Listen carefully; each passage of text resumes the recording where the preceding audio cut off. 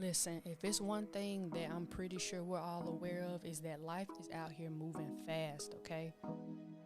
It's a lot going on. We got society telling us what we should be doing, we should be, all while we're still trying to figure ourselves out. But you know what we can do? We can be mindful of where we are in this present moment and take small steps towards becoming better by the day and towards reaching our God-given purpose. So let's figure it out and work through it together. Welcome to Mindful Moments, y'all. A space where we talk it out, laugh it out, cry it out, hash it out. Listen, just get it all out, okay? This is a safe space for you, where we talk about the ups, the downs, even the in-betweens. A place where we go through it so we can grow through it. Tune in every week as we fill our minds with who we're destined to be, with positivity, with awareness, and honestly, just with love. So I encourage you, let's be mindful of today in hopes for, yes, a better you, but also in hopes for a better tomorrow. Again, welcome to Mindful Moments.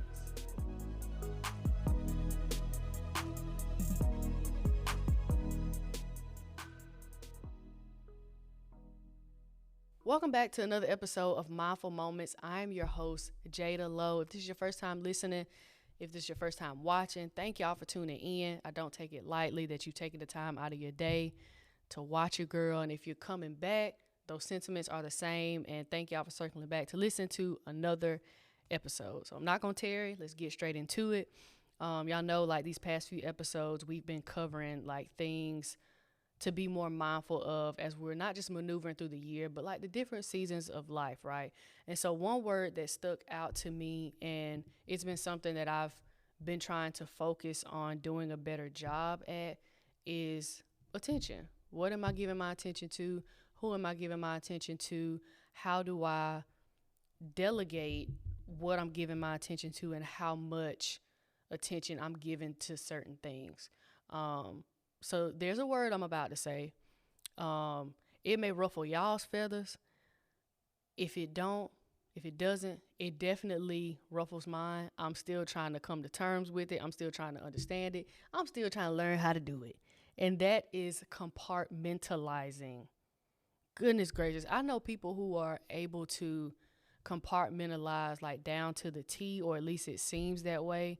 And I'm going to be honest, y'all, I commend them. You're able to delegate and to divide up your attention to different things. And even if you don't address something, it's not because you don't want to address it. You just know that in certain cases that there's a time to do it, and you don't think about it, or you don't think about it as much until it's time to address it, or until you have the mental bandwidth to address it. And I commend it, because like some stuff, when I think about it, I'm thinking about it the whole time until I have to address it. Or I just, if there's a lot going on, it's hard for me to balance out each of those things. And it's hard for me to see how much attention I need to give to each of those things, or to see what doesn't deserve my attention. So I want us to kind of talk about that. But I felt like it's important. I felt like it was important to talk about compartmentalizing first, because I'm going to be honest, compartmentalizing frustrates me. It frustrates me. I was in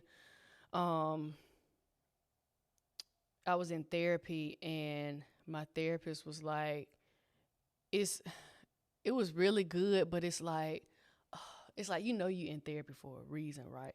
And it's like, you give me something good and I have to work on it. And it's like, this is hard, but I know it's going to like help me be better. And she described it as creating like a mental drawer. And when she was describing it, like, I understood it, but at the same time, I was like, whew.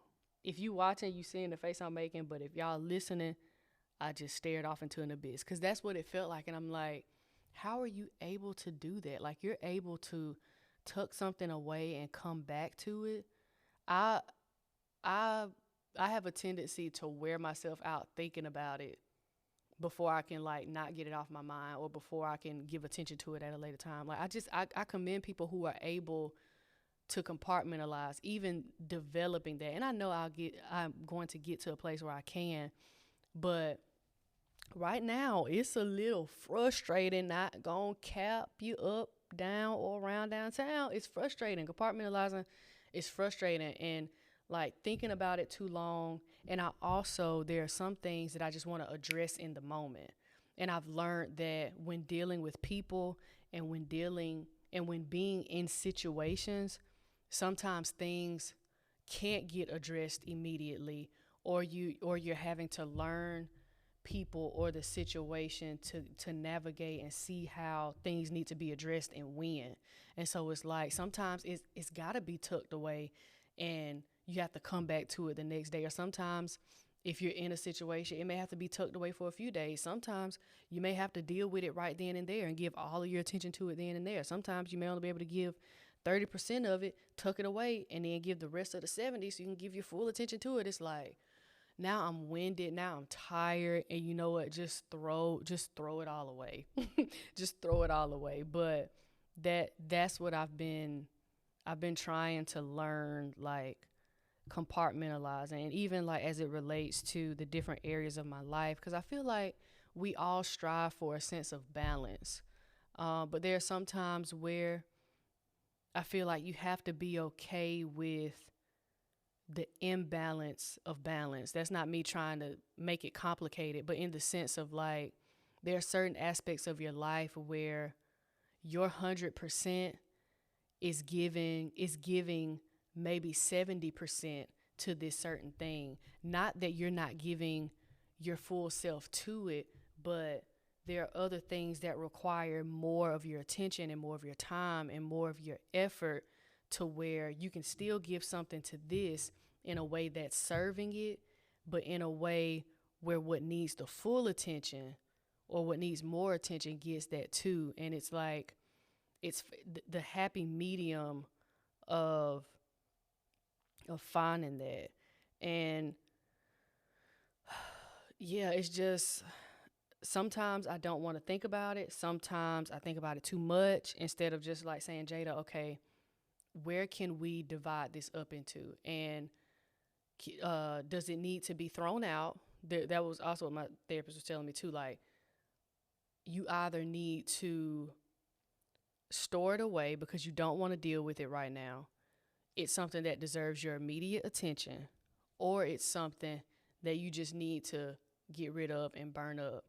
And so I realized that I automatically, when things would happen, or when I would cause things, or just when situations would happen, I'd automatically see everything as needing immediate attention. And not just that, but all of my attention. So like a hundred, a hundred, a hundred, a hundred, a hundred. And that will wear me out sometimes, y'all, because it's like everything that happens needs my immediate attention, or at least I feel like, to get it out the way, to get it done, to come to a resolve as soon as possible. Granted, there are times where that will happen, but to get to a place where it's boom, boom, boom, like I can check it off, check it off, check it off, like this problem solved, this situation solved, this relationship solved. I categorize it and I compartmentalize all of those in my head to, this needs immediate attention, this does too, this does too, this does too, this does too, and this does too. And once you see that, when dealing, not just when dealing with other people, but just when dealing with life in general, that sometimes you may not necessarily have the capacity to do that. You may have to say, okay, this deserves immediate attention. Okay, this right here, I can honestly deal with that, Lord willing, tomorrow. And I had to be honest with myself, like, Jada, why are you even giving your attention to some of this stuff? Like some of this stuff, some stuff that I was giving my attention to, I'm gonna be honest. Part of being a good steward over your attention and what you give your attention to is knowing what doesn't deserve your attention. Cause half the stuff that we give our attention to, respectfully, don't deserve it. It really doesn't.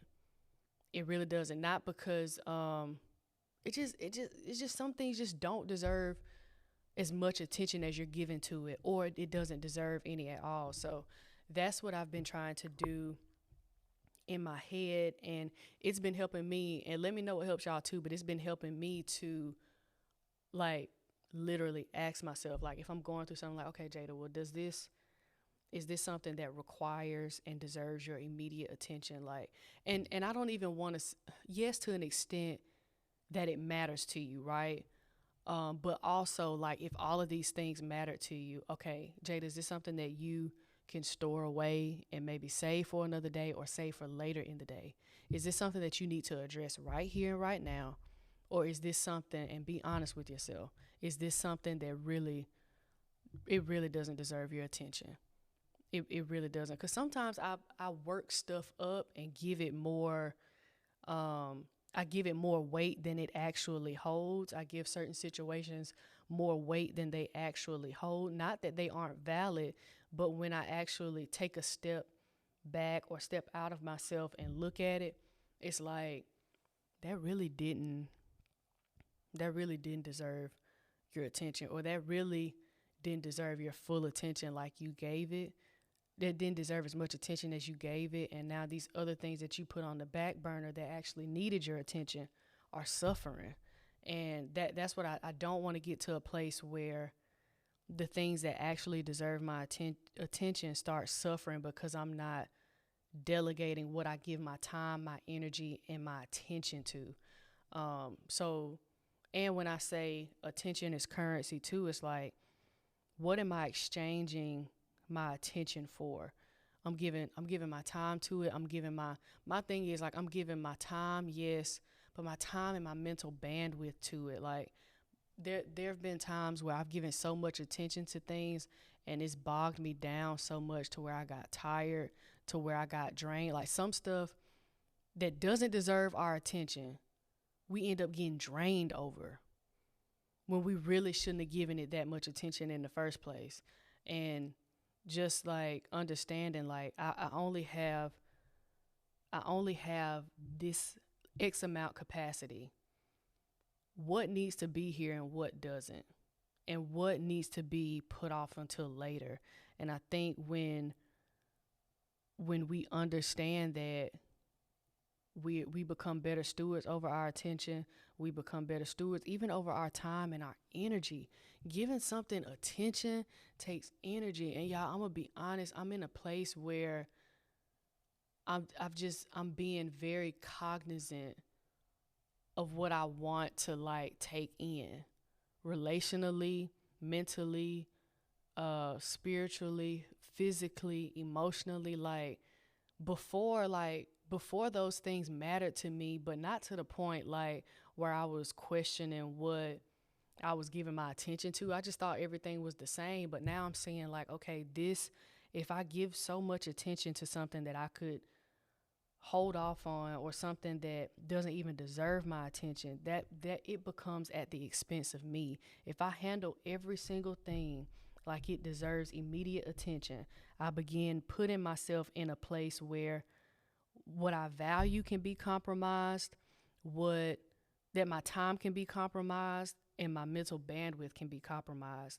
And now it's hurting me and doing more harm than good, in comparison to if I were to delegate all of that better and to divide what needs attention into the right categories. I could have saved myself a lot of time, a lot of energy, and a lot of mental bandwidth and space to be able to hold that. So yeah, just be mindful of that.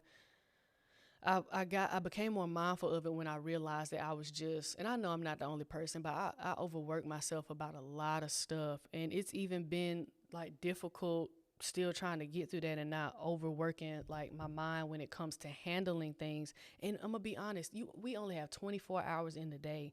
It's only so much you can give your attention to. It's only so much you can even give your attention to in the day.